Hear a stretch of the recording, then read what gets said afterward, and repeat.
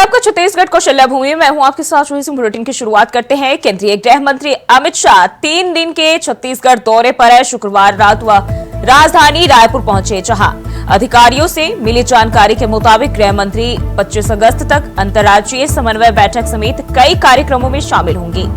CM Sai के साथ नवापारा शहर से लगे चंपारण धाम पहुंचे, जहां उन्होंने चंपेश्वर महादेव में जलाभिषेक किया और महाप्रभु वल्लभाचार्य के दर्शन किए। गृह मंत्री अमित शाह इस मंदिर में साल 2001 में भी अपनी माताश्री के साथ दर्शन करने पहुंचे थे। दर्शन के बाद वे राजधानी रायपुर के लिए हेलीकॉप्टर से रवाना होंगे। बता दें कि चंपारण वल्लभाचार्य की प्राकट्य स्थली है, लिहाजा गुजराती समाज के लोग पूरे साल भर यहाँ लाखों की संख्या में आते रहते हैं।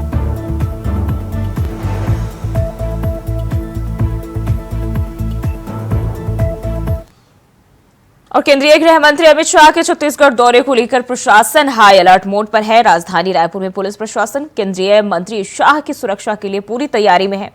होटल में फेयर में 5 लेयर की सुरक्षा व्यवस्था चाक-चौबंद की गई है। IG, SP, additional SP, DSP और निरीक्षक स्तर के अधिकारी उनकी सुरक्षा निगरानी के लिए तैनात है।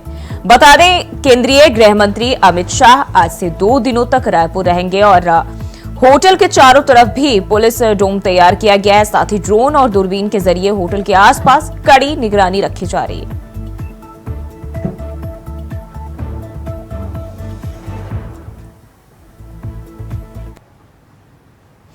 और केंद्रीय गृह मंत्री अमित शाह 3 दिन के छत्तीसगढ़ दौरे पर है और इस दौरान मुख्यमंत्री विष्णुदेव साय ने गृह मंत्री का स्वागत किया। इस अवसर पर डिप्टी सीएम अरुण साव और विजय शर्मा, केंद्रीय आवास एवं शहरी विकास राज्य मंत्री तोखन साहू सहित आदिम जाति विकास एवं कृषि मंत्री राम विचार नेताम, वित्त मंत्री ओपी चौधरी, महिला एवं बाल विकास मंत्री लक्ष्मी राजवाड़े, पुलिस महानिदेशक अशोक जुनेजा तथा के साथ तमाम अन्य मंत्री वहां मौजूद रहे।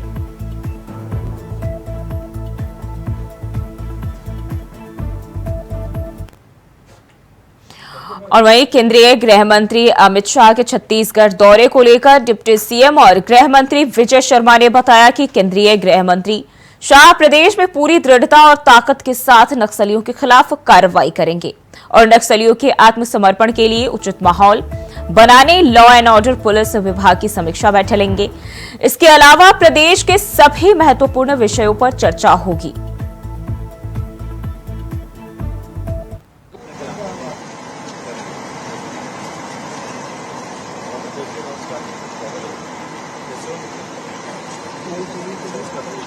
बस्तर में सरकार के बूते जो बदलाव हुआ है वो एक तरफ है। मैं आपसे कहना यह चाहता हूं कि बस्तर के लोगों का मन बदल गया है। वो विकास की रास्ते पर सरपट दौड़ना चाहते हैं। बस्तर के एक एक गांव में, अभी कुछ गांवों से होकर आया, पालनार गया था, पुअर्ती गया था, उन गांवों में भी लोगों के मन में उत्कंठा है कि विकास के मार्ग पर सरपट दौड़ा जाए। उन्होंने हम लोगों से कहा, माननीय मुख्यमंत्री जी का संदेश लेकर मैं गया था, मुख्यमंत्री जी से उन्होंने अनुरोध किया है, उन्होंने कहा है कि नरेगा के काम शुरू होने चाहिए, धान खरीदी केंद्र शुरू होने चाहिए। हम भी 1 एकड़ में 65,000 का धान बेचना चाहते हैं, ऐसा भी उन लोगों ने कहा। ये सारी चीजें, पुअर्ती जैसे गांव में आंगनबाड़ी प्रारंभ है, पुअर्ती जैसे गांव में इसका राशन दुकान प्रारंभ है, हाई मास्क लाइट लग गया है, 6 बोर हो गए हैं जिसका पानी आज वो पी रहे हैं। ये सारे काम वहां। वहीं केंद्रीय गृह मंत्री अमित शाह की अध्यक्षता में नक्सल प्रभावित राज्यों की अंतर्राज्यीय समन्वय समिति की बैठक शुरू हुई। बैठक में मुख्यमंत्री विष्णुदेव साय, केंद्रीय गृह राज्य मंत्री नित्यानंद राय, उप मुख्यमंत्री विजय शर्मा भी उपस्थित हैं। आपको बता दें कि बैठक में छत्तीसगढ़, झारखंड, ओडिशा, मध्य प्रदेश, आंध्र प्रदेश, तेलंगाना, महाराष्ट्र के मुख्य सचिव और पुलिस महानिदेशक, केंद्र और राज्य सरकार के वरिष्ठ अधिकारी भी मौजूद हैं।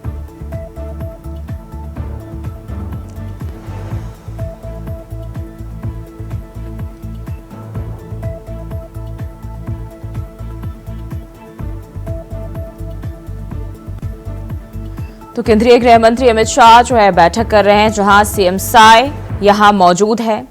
और इस खबर पर ज्यादा जानकारी के साथ मनोज शुक्ला रायपुर से हमारे संवाददाता हमारे साथ लाइव जुड़ गए। मनोज, अगर हम बात करें, केंद्रीय गृह मंत्री अमित शाह इन दिनों छत्तीसगढ़ दौरे पर है, वहीं खबर सामने आ रही है कि बैठक कर रहे हैं। बैठक को लेकर क्या जानकारी मिल रही है? जी आपको बता दूं, छत्तीसगढ़ में नक्सलवाद को देखते हुए काफी दिनों से जो है सरकार जब से बनी है नक्सलवादियों का कमर होते हुए नजर आ रही है। ऐसे में गृह मंत्री अमित शाह की बात कर ले। अमित शाह जब यहाँ चुनावी दौरे पर आए थे उस समय जनता से वादे किए थे कि छत्तीसगढ़ से नक्सलवाद को खत्म करने के लिए हमारी सरकारें जो है प्रतिबद्ध हैं। इसी को देखते हुए गृह मंत्री अमित शाह का 3 दिवसीय दौरा छत्तीसगढ़ के लिए लगा है और छत्तीसगढ़ में आज जो है बड़ी बैठक 7 राज्यों को लेकर गृह मंत्री अमित शाह कर रहे हैं। उनके साथ गृह राज्य मंत्री नित्यानंद जी भी इस बैठक में शामिल है। बड़ी बैठक मानी जा रही। नक्सलवाद के खात्मे को लेकर 7 राज्यों के डीजीपी और मुख्य सचिव के साथ ये बैठक होगी।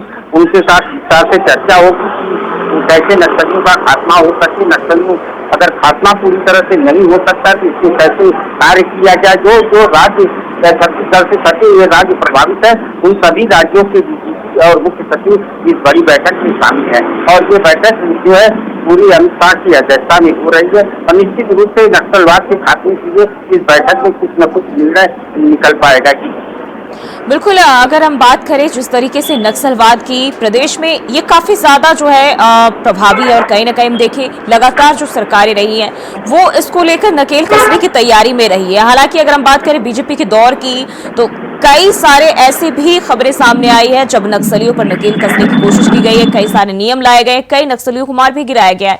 अगर हम बात करें ये बैठक कितना अहम होने वाला है आगे नक्सल प्रभावित इलाकों को देखते हुए, नक्सलियों को देखते हुए? जी बिल्कुल। ये जो बड़ी बैठक आज हो रही है छत्तीसगढ़ की राजधानी रायपुर में गृह मंत्री अमित शाह की अध्यक्षता में जो बैठक हो रही है निश्चित रूप से नक्सलियों के अंतिम मोड़ पे ये बैठक मानी जा रही है।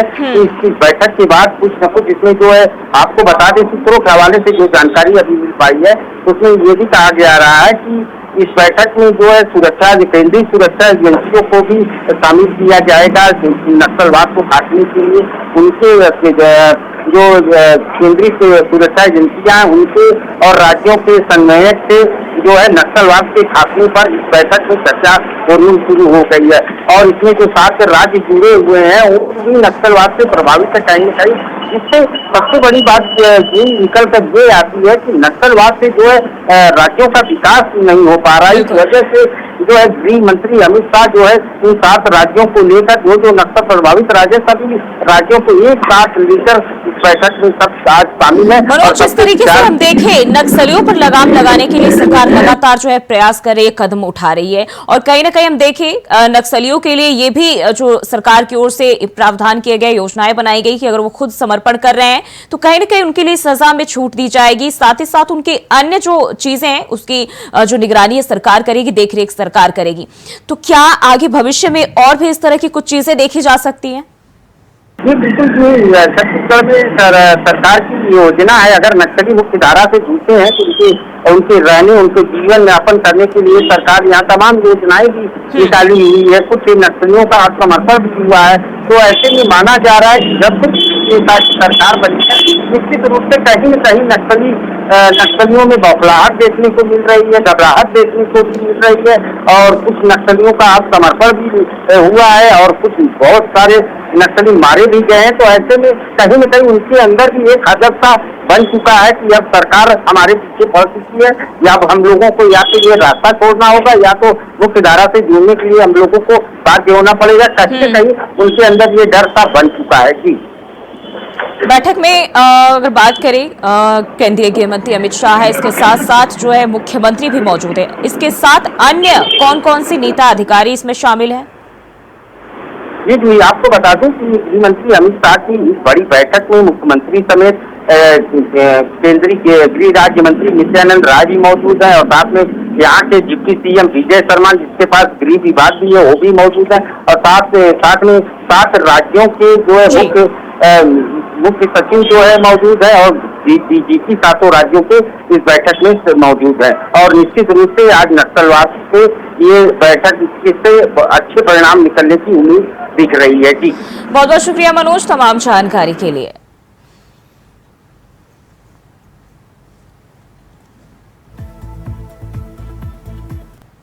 और वहीं बढ़ते आगे, शराब घोटाले को लेकर बीजेपी ने प्रेस कॉन्फ्रेंस किया। इस दौरान बीजेपी प्रदेश अध्यक्ष किरण देव ने कहा कि कोर्ट के निर्णय से कांग्रेस के घोटाले का पर्दाफाश हुआ है। वहीं विजय बघेल ने कहा कि पूरे घोटालों के सरगना पूर्व सरकार के मुखिया हैं। आपको बता दें कि कांग्रेस की बघेल सरकार के कार्यकाल में कथित 2000 करोड़ से अधिक के शराब घोटाले को लेकर किरण सिंह देव और सांसद विजय बघेल ने कांग्रेस को एक बार फिर से घेरा है। उन्होंने कहा कि भूपेश सरकार के कार्यकाल में व्यापक पैमाने पर भ्रष्टाचार हुआ है।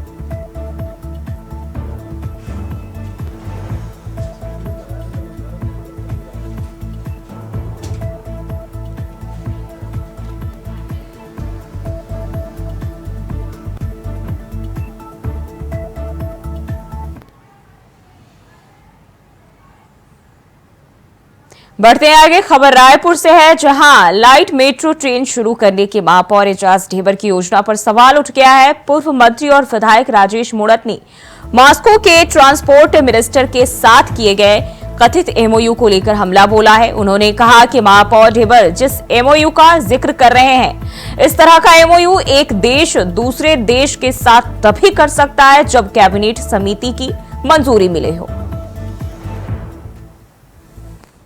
रायपुर के मेयर ने फिर रायपुर की जनता के साथ में छलावा किया है।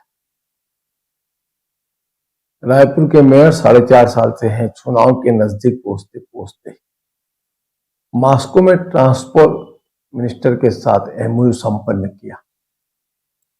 ये एमओयू की वैल्यू क्या? राज्य सरकार का कोई प्रतिनिधि नहीं, राज्य सरकार को कोई जानकारी नहीं, नगर निगम का कोई वरिष्ठ अधिकारी नहीं। और जब कोई किसी पार्टी के साथ एमओयू संपन्न होता है तो दो सरकार के बीच में, दो पार्टियों के बीच में प्रशासनिक अधिकारियों द्वारा एमओयू संपादित होता है। ना तो नगर निगम कमिश्नर उस कार्यक्रम में है, ना कोई नगर निगम का कार्यक्रम है, ना शासकीय प्रतिनिधि के रूप में वहां पर आप सम्मिलित होने गए। आप अपने स्वयं की पर्सनल यात्रा में एक सरकार के द्वारा बिना जानकारी के एमओयू कर लेना और रायपुर की जनता को सदबात दिखाना। और मैं पहले से सोच रहा था कि इस प्रकार से होना चाहिए। क्या आपके पास कोई इसके विजन डॉक्यूमेंट है? और वहीं छत्तीसगढ़ के पूर्व मंत्री शिव डहारिया ने कहा है कि गुरु घासीदास के वंश में पैदा होने से ही कोई गुरु नहीं हो जाता। बाबा गुरु घासीदास ही सतनामी समाज के असली गुरु हैं। डहरिया यहां तक बोले कि सतनामी समाज के 80% लोग गुरु प्रथा को बंद करना चाहते हैं। सतनामी समाज में गुरु प्रथा पर शिव डहरिया के बयान पर अब बवाल मच गया है। आरंग से विधायक गुरु खुशवंत साहेब ने कहा कि पलटवार किया और कहा उन्होंने कि शिव डहरिया मानसिक संतुलन खो बैठे हैं। गुरु खुशवंत साहेब ने शिव डहरिया को मानसिक रोग का इलाज कराने की नसीहत देते हुए कहा कि कौन गुरु है कौन नहीं, सतनामी समाज अच्छे से जानता है। शिव डहरिया के बताने से कोई फर्क नहीं पड़ता है। शिव डहरिया ने समाज और गुरु घासीदास का सम्मान नहीं किया।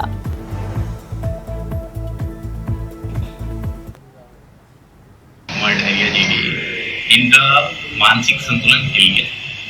कहीं न कहीं पहले विधानसभा चुनाव हारे, उसके बाद लोकसभा चुनाव हारे, तो दोनों जब हार उनको ये बर्दाश्त नहीं हो पा रही। उनका मानसिक संतुलन पूर्ण रूप से बिगड़ गया है, क्योंकि उनको तानाशाही करने की आदत है, लोगों पे गुंडागर्दी करना, मारपीट करना और सतनामी समाज के लिए अपमान करना उनका लगातार काम है। 5 साल से वो मंत्री रहे हैं और इस 5 साल में सतनामी समाज के ऊपर अनेक अन्याय अत्याचार उन्होंने किया। और तो और जो गुरु घासीदास बाबा जी की जयंती, जिसको आज वो बोल रहे हैं कि हमारे गुरु है गुरु घासीदास बाबा जी, उनका भी वो सम्मान नहीं कर पा रहे हैं। उनका जब जयंती था 18 दिसंबर लालपुर में, तो वहां पर उस समय के जो मुख्यमंत्री थे, तत्कालीन मुख्यमंत्री, उन्होंने भौंकने वाला समाज सतनामी समाज को कहा और वो मंच में बैठे थे, चुपचाप बैठे हुए थे। तो ये सिर्फ सतनामी समाज का अपमान करना चाह रहे हैं। और निश्चित ही पूरा हमारा जो पूरे भारत देश में जो सतनामी समाज निवास करता है, वो सब पूरे जानते हैं कि कौन गुरु है और कौन गुरु के रास्ते में चल रहा है और गुरु के संदेश उपदेश को कौन जन जन तक पहुंचाने का काम कर रहा है, इसको पूरा समाज जानता है। में अब समाज के लोग बाबा घासीदास सतनामी समाज के गुरु हैं वंश में पैदा होने वाले हर व्यक्ति गुरु बनने के काबिल नहीं है। तो समाज के लोग अब इस बात की ओर अग्रसर हो रहे हैं कि गुरु प्रथा बंद किया जाए, और अधिकांश समाज के जो पढ़े लिखे लोग हैं वो गुरु प्रथा बंद करने के पक्ष में है। और लगभग 80% समाज के लोग, 80 से 90% लोग गुरु प्रथा के पक्ष में नहीं है। वो सिर्फ एक ही गुरु है जो बाबा तुलसीदास जी हैं, उनको मानते हैं। और वहीं विधायक देवेंद्र यादव की गिरफ्तारी के खिलाफ जो है आज कांग्रेस पूरे प्रदेश में प्रदर्शन करेगी। सभी जिला मुख्यालयों में कांग्रेस कार्यकर्ता प्रदर्शन करेंगे। राजधानी रायपुर में प्रदेश अध्यक्ष दीपक बैज के नेतृत्व में केंद्रीय जेल के बाहर प्रदर्शन किया जा रहा है। इस प्रदर्शन में प्रदेश प्रभारी सचिन पायलट भी शामिल हुए। बता दें कि बलौदाबाजार हिंसा मामले में विधायक देवेंद्र यादव जेल में बंद है। 27 अगस्त को देवेंद्र यादव की कोर्ट में पेशी होगी। वहीं इसी को लेकर कांग्रेस नेता ने बलौदाबाजार में प्रेस कॉन्फ्रेंस किया और बीजेपी पर जमकर आरोप भी लगाए। छत्तीसगढ़ प्रदेश कांग्रेस कमेटी के प्रवक्ता शैलेश नितिन त्रिवेदी ने संबोधित किया, जिसमें उन्होंने कहा कि 10 जून को जो भी घटना कलेक्ट्रेट में घटी वह बेहद दुखद है। सरकार अपनी नाकामी छुपाने के लिए यह कर रही है। जिस तरीके से भिलाई के विधायक देवेंद्र यादव को बलौदाबाजार कलेक्ट्रेट के जलाने के कांड में गलत तरीके से फंसाया गया है, कांग्रेस के नेताओं श्री जितेंद्र नवरत्न, श्री शैलेंद्र बंजारे, श्री सूर्यकांत वर्मा, श्री गोल्डी मरैया को फंसाया गया है और पूरे सत्तामी समाज को जिस तरीके से इस मामले में आरोपित किया जा रहा है, इसके विरोध में आज पत्रकार वार्ता लेकर कांग्रेस ने अपना विरोध व्यक्त।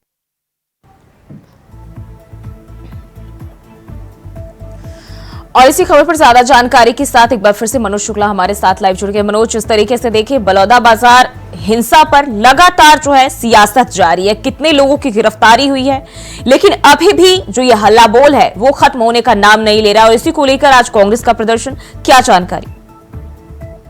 जी आपको बता दूं कि कांग्रेस का ये आज बड़ा प्रदर्शन हो रहा है विधायक देवेंद्र यादव की गिरफ्तारी को लेकर।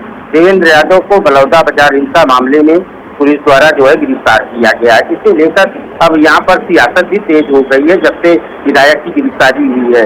इसी सियासत को देखते हुए सचिन पायलट का भी दौरा छत्तीसगढ़ के लिए लग गया था। जो कल शाम जो है यहाँ पर आए और सीधे जो है एयरपोर्ट से जब उतरे तो सीधे जो है यहाँ के राजधानी के सेंट्रल जेल गए, जहाँ पर देवेंद्र यादव से मुलाकात की। उसके बाद जो बाहर निकले मीडिया से चर्चा के दौरान उन्होंने कहा कि हमारे कांग्रेस के नेताओं को बीजेपी जो है टारगेट कर रही है, उनको जबरदस्ती फंसाया जा रहा है, हम लोग सड़क पर उतरेंगे, उनके लिए न्यायालय में जाएंगे। वहीं अगर बीजेपी की बात कर ले तो बीजेपी का सीधा सीधा आरोप है कि कांग्रेस को अगर ऐसा लग रहा है तो वो कोर्ट का दरवाजा खटखटा सकती है, हम लोग इस प्रकार की भावना से कार्य नहीं कर रहे हैं। तो ये अब ये देखने वाली बात होगी कि इसमें सियासत तेज हो गई। इसी सबको देखते हुए आज कांग्रेस का पूरे छत्तीसगढ़ के मुख्यालयों पर बड़ा प्रदर्शन देखने को मिल रहा है।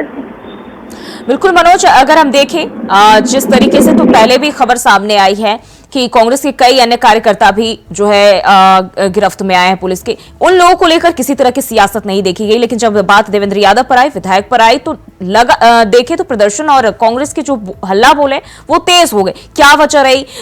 अगर हम बात करें तो जिस तरीके से पहले भी पुलिस उनके यहाँ पहुंची तब भी उन्होंने कोऑपरेट नहीं किया था, सवाल जवाब के सही जवाब नहीं दिए, जिससे पुलिस असंतुष्ट रही और आखिरकार जो गिरफ्तारी की तलवार उनके ऊपर जो लटक रही थी वो कहीं ना कहीं पूरी हो गई।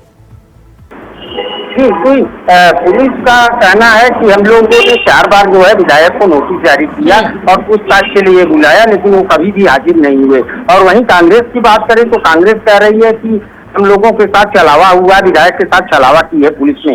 पुलिस उनको सिर्फ गवाही के लिए बुलाना चाह रही थी, लेकिन इस तरह से आके जबरदस्ती जो है उनको गिरफ्तार किया गया। ये कहीं न कहीं कानून की धज्जियां उड़ाने के उड़ाए जा रही है और साथ ही साथ जो है बीजेपी के इशारे पर पुलिस कार्रवाई कर रही है। तो ये बयान जो है भूपेश बघेल ने दिया था और भूपेश बघेल ने यह भी कहा था कि मेरी सरकार आएगी तो हम लोग जांच कराएंगे।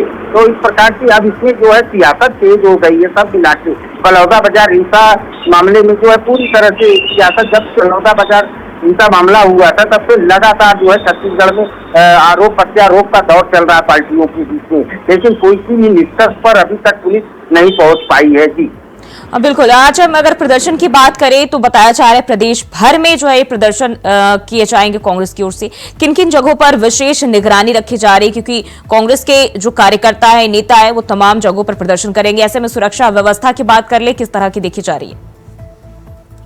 जी आपको बता दूं कि आज कांग्रेस का पूरे छत्तीसगढ़ के मुख्यालयों पर बड़ा प्रदर्शन है। राजधानी की बात कर ले तो राजधानी के जो कांग्रेस का प्रदर्शन है उसमें सचिन पायलट समेत बड़े नेता भी शामिल हैं। और साथ ही साथ आपको ये भी बता दूं कि जो है राजधानी में गृह मंत्री अमित शाह भी मौजूद हैं। ऐसे में अमित शाह को देखते हुए यहाँ की सुरक्षा व्यवस्था। बिल्कुल मनोज, मैं आपको रोकना चाहूंगी। हमारे साथ जो रितेश कुमार शर्मा प्रवक्ता बीजेपी और अजय गंगवानी प्रवक्ता कांग्रेस, दोनों ही हमारे साथ जुड़ चुके हैं। बहुत बहुत स्वागत है सर आप दोनों का।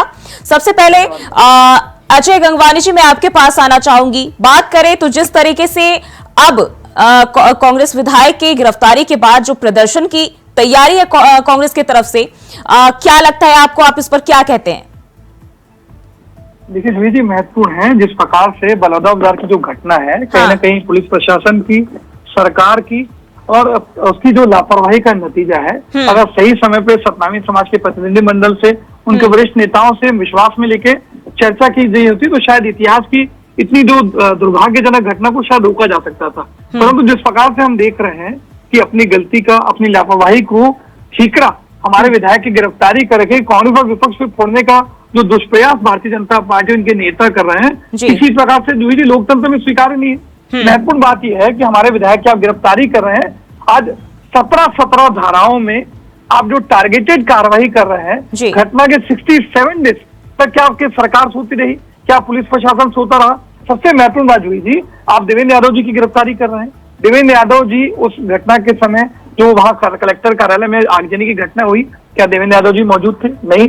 5 मिनट जनप्रतिनिधि के रूप में, क्योंकि बिलासपुर लोकसभा के प्रत्याशी हैं, बलौदाबाजार का कुछ क्षेत्र उनके लोकसभा क्षेत्र में आता है, सतनामी समाज से उनसे समर्थन मांगा तो एक जनप्रतिनिधि के रूप में वो गए और 5 मिनट रुक के आगे वो रायगढ़ के दौरे पे बढ़ गए। क्या भारतीय जनता पार्टी की सरकार के पास बिल्कुल रितेश जी जवाब दीजिए। कह रहे हैं कि अपनी नाकामयाबी का, यानी कि अपनी लापरवाही का ठेकरा कांग्रेस के सिर पे फोड़ा जा रहा है। मैम, जिस हिसाब से मेरे कांग्रेस के ये कह रहे हैं कि वो विधायक जो हैं देवेंद्र यादव जी उन दोस्त हैं, तो क्या उनको पुलिस के द्वारा किसी प्रकार की नोटिस नहीं दी गई थी? क्या उनको थाने नहीं बुलाया गया था? क्या अगर गौर से देखा जाए तो पूरे भारत में अगर ध्यान से देखा जाए तो संविधान सर्वोपरि है, कानून का राज है, कानून अपने हिसाब से काम कर रही थी, है, रहेगी। और उनको जब नोटिस देकर के बुलाया गया था तो ऐसा क्यों हुआ? अच्छा जी, पुलिस का भी यही कहना है कि पहले भी कई दफा जो है उन्हें नोटिस दिया गया था, उनसे पूछताछ करने की कोशिश भी की थी, हालांकि उनका पूरी तरह से जो कॉपरेट मिलना चाहिए वो नहीं मिला और यही वजह रही कि उनकी आखिरकार गिरफ्तारी हुई। जी, बहुत अच्छा प्रश्न आपका, मैं इसमें जवाब देना भी चाह रहा था। देखिए महत्वपूर्ण है, लगातार उनकी तरफ नोटिस दिए गए तो उसमें गवाही को लेके था। आज वो लगातार दौरे पर है, हर उनके नोटिस का उनका लीगल जवाब दिया गया उनको कि भाई मैं इस समय दौरे पे हूँ। दूसरी महत्वपूर्ण बात है, अभी मेरे भाजपा के प्रवक्ता की बात कर रहे थे, क्या कानून और संविधान सिर्फ कांग्रेस पार्टी के लिए है? क्या सिर्फ विपक्ष के नेताओं के लिए है? हमारे विधायकों के लिए। एक बहुत महत्वपूर्ण बात जी स्पष्ट करना चाह रहा हूँ, इनके जिला अध्यक्ष भारतीय जनता पार्टी के सोनम जांगड़े, जो लगातार पूरे सतनामी समाज के आंदोलन का नेतृत्व करते रहे, सभा मंडल में मौजूद रहे, लगातार भड़काऊ भाषण दिए गए, जिसके कारण सतनामी समाज उग्र होकर इस प्रकार से कलेक्टर कार्यालय में आगजनी करता है। न केवल सोनम जांगड़े, भारतीय जनता पार्टी के अन्य जिला पंचायत के सदस्य, वरिष्ठ नेता। तो क्या भारतीय जनता पार्टी को स्पष्ट करना चाहिए, उनको क्या नोटिस दिया गया? क्या किसी को बुलाया गया? क्या किसी से पूछताछ की गई? आपने किसी की गिरफ्तारी की? देखिए महत्वपूर्ण है कि आप कानून का दुष्प्रयोग कर रहे हैं। आज हमारे एनएसवाई के नेता को, हमारे यूथ कांग्रेस के नेता को, रितेश जी जवाब दीजिए।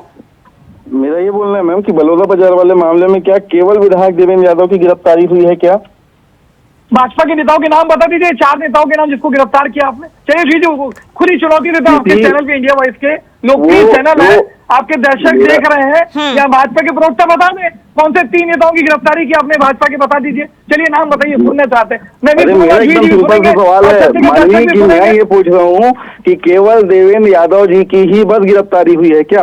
तो क्या कानून सिर्फ कांग्रेस पार्टी के लिए है, हमारे विधायकों के लिए है? क्या भारतीय जनता मैं पार्टी अभी के भी ये नेताओं के बोल रहा हूँ, लिए आप समझ नहीं पा रहे क्या साहब। जिलाध्यक्ष मैं के ये लिए बोल नहीं रहा हूँ, आप कांग्रेस पार्टी देवेंद्र यादव, मैं पूछ रहा हूँ व्यक्ति विशेष के रूप में केवल देवेंद्र यादव जी की ही गिरफ्तारी मैं हुई भी है यही क्या? पूछ रहा हूँ, क्या व्यक्ति विशेष के रूप में सनम जांगड़े से पूछताछ की गई? क्या उनको नोटिस दिया गया? क्या अन्य जो पदाधिकारी थे भारतीय जनता पार्टी, किसी से बातचीत की गई? किसी को पुलिस का नोटिस गया? क्या किसी की गिरफ्तारी हुई? वही तो मैं भी पूछ रहा हूँ, क्या व्यक्ति विशेष पे कार्रवाई क्यों कर रहे हैं? टारगेटेड कार्रवाई क्यों की जा रही है जुई जी?